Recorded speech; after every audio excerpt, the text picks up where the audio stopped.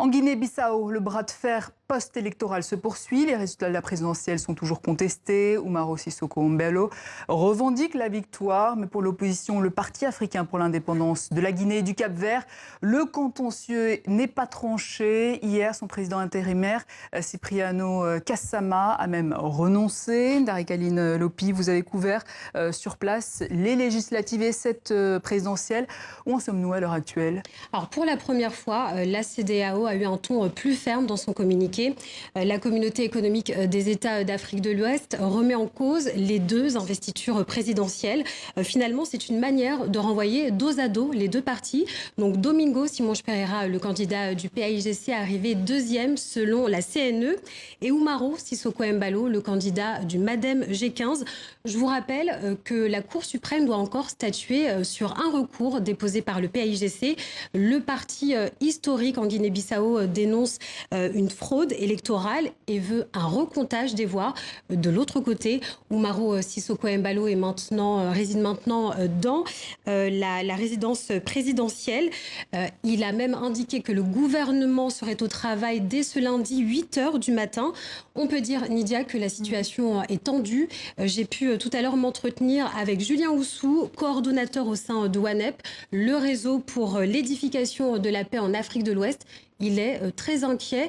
Pour lui, le blocage de la Cour suprême par une partie de l'armée est inquiétant. Des militaires stationnent depuis la fin de la semaine dernière devant les principaux bâtiments, les principales institutions du pays. Ouais, justement, l'armée dans tout ça, quel est son rôle ? Alors, depuis le second tour, le 29 décembre dernier, l'armée ne semble pas avoir pris parti.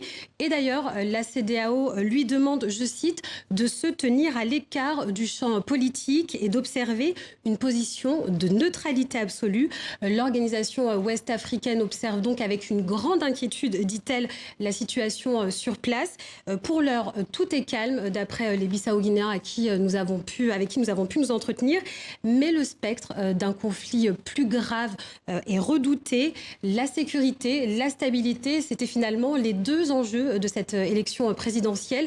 Et les citoyens avec qui j'avais pu m'entretenir lors du scrutin avaient eu envie de finalement rappeler leur envie de sécurité et l'envie de voir une Guinée-Bissau qui va de l'avant. Donc aujourd'hui, les regards se tournent vers les deux principaux acteurs de cette crise, Domingo Simões Pereira et Umaro Sissoco Embalo. J'ai contacté les équipes des deux hommes politiques.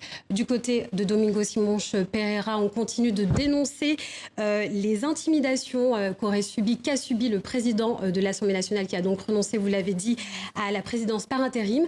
Et du côté d'Umaro Sissoco, pour l'instant, c'est silence radio. Pas de commentaires sur la position de la CEDEAO. Darikaline Lopi, merci. Je rappelle que vous étiez envoyée spéciale à Bissau.